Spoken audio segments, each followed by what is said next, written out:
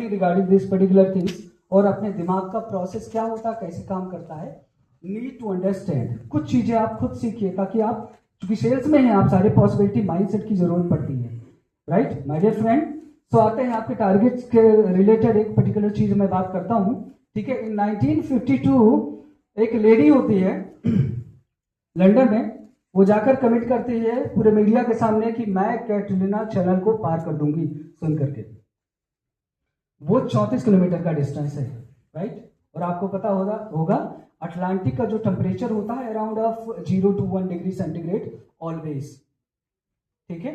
और 34 किलोमीटर तैर कर जाना, उसको पार करना और इम्पॉसिबल सा टारगेट है, राइट। बस उसने सारा कुछ गेटअप रेडी होता है, रेस्क्यू टीम होती है, उसकी फैमिली साथ में होती है, लेकिन उसको हेल्प नहीं करना होता है, कंडीशन होता है। वो खुद अपने दम पे तैर कर या प्रोसेस करके जाना चाहती है, राइट। फाइनली वहां तक वो पहुंचने की कोशिश करती है, बट एक समय ऐसा आता है जहां पे पहुंचने ही वाली होती है तो उसको एक बहुत जबरदस्त फॉग नजर आता है। फॉग में उसको कुछ दिख नहीं रहा होता है, उसको लगता है कि मैं ना अब तो पहुंच नहीं पाऊंगी।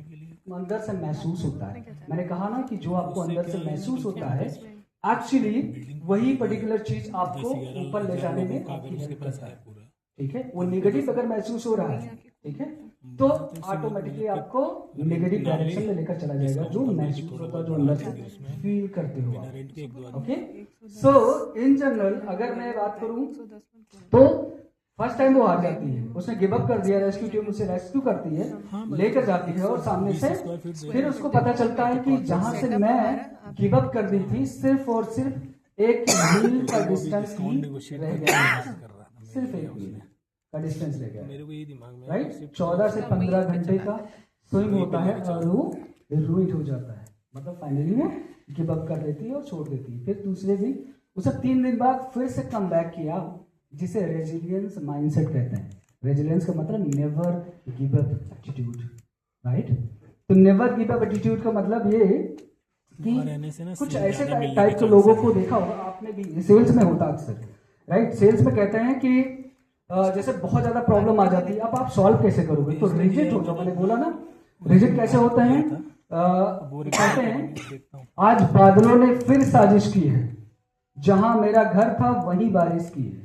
आज बादलों ने फिर साजिश की है, जहां मेरा घर था वहीं बारिश की है। अगर फलक को जिद है बिजलियां गिराने की, तो हमें भी जिद है वहीं आसिया बनाने की। सो लेडीज एंड जेंटलमैन, वापस आते हैं अपने स्टोरी पे।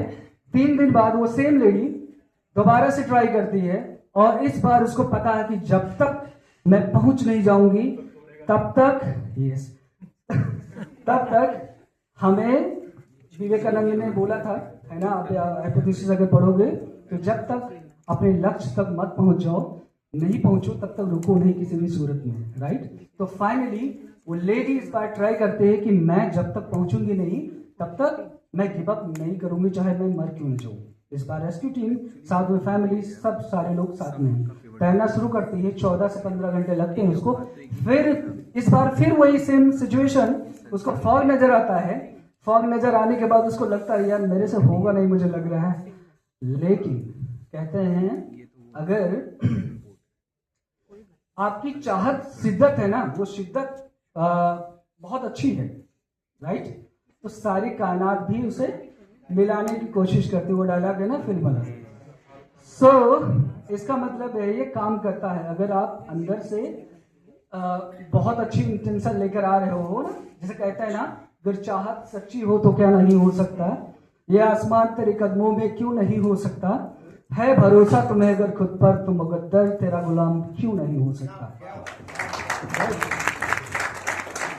सो ट्राई करोगे तो आप ये सारी कायनात ना ऑटोमेटिकली आपके फेवर में आ जाती है। वो पेरेंट्स होते हैं कई बार आपके जानने वाले दोस्त यार, कई बार आपकी वाइफ है ना, वो बेलन लेकर खड़ी होती है, तुम्हें ये काम नहीं करना, तुम्हारे लिए जरूरी क्यों ना हो, right. You need to face them, right. तो क्या होता है फाइनली उसके दोस्त और उसके जितने कॉलोनी पूरे सिटी के लोग होते हैं, वो एक मशाल जला देते हैं बहुत बड़ा सा। तो उसको नजर आने लगता है कि नहीं मेरा टारगेट तो कुछ दिख रहा है सामने से, है ना। आग की लपटें उधर से उठ रही हैं और इसने स्विम, बस वो कुछ 1 मील बचा होता है और वो फाइनली तैर के पार कर जाती है। इस बार वो विनर बनती है। That is world record. अभी तक किसी ने उसको तोड़ा नहीं, राइट। इसका मतलब ये है कि अगर आपको लगता है जो कॉमन बने रहना इज वेरी इजी, राइट। अगर आपको थोड़ा सा अनकंफर्टेबल अपने आप को करना है, जो अभी मैं करूंगा आपको राइट नाउ, ठीक है। आप हम खा के थोड़ा सा लंच वंच करके आ गए हैं, बैठ गए, बड़े कंफर्टेबल हो जाते हैं। कंफर्टेबल होना ये डेंजरस चीज है इस दुनिया में, राइट। तो भी do not comfortable yourself here in your life, right. Comfortable हो जाओगे तो एक जगह पर जाकर रुक जाओगे, चाहे आप कुछ भी कर रहे हो, है ना।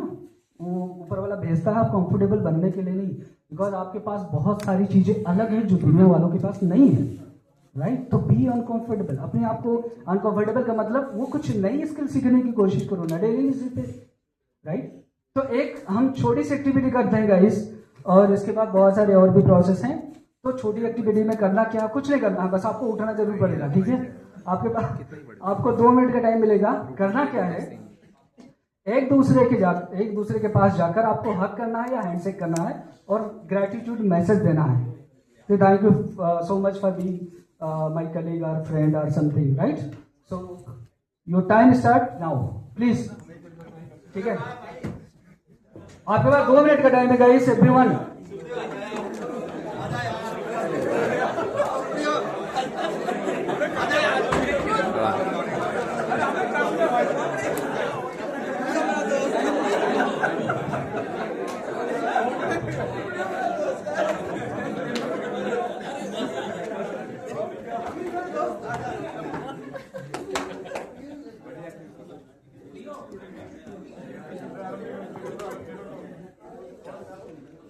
Very good. मेरे टाइम अप करने से पहले आप लोग पहले ही बैठ गए। सो moral of this particular, thank you so much. अच्छा, इसका मोरल ये है कि आपने देखा होगा कि जो भी पर्सन आप लोगों के सामने आपका कलीग सारे बैठे हैं, जो अपने सीट से उठकर इनिशिएटिव नहीं लिए या अप्रोच नहीं किए, उनके पास कोई नहीं आया, समझ, राइट। अगर आप में अप्रोच खुद से इनिशिएटिव लेने की क्षमता है और सामने वाले से मिलने की क्षमता है, खुद उठकर जाने की, राइट, तभी लोग आपके पास में आते हैं। वो कोई भी हो सकता है, चाहे कस्टमर हो सकता है, रिलेशनशिप में हो सकता है ना, या किसी बिजनेस डील में हो सकता है। सो लेडीज एंड जेंटलमैन, है ना, अपने आप को थोड़ा सा ये दिमाग है जो अपना, इसको ज्यादा सोचने की कोशिश करिए। जब ज्यादा सोचेंगे तो नई नई चीजें आपके दिमाग में आएगी। आज के ज़माने में एआई इतना एडवांस हो चुका है, जो भी आप चाहते हो आपके सिंगल सेकंड में वो लेकर पूरे पेज पे लाकर दे देता, जो भी आप चाहते हो।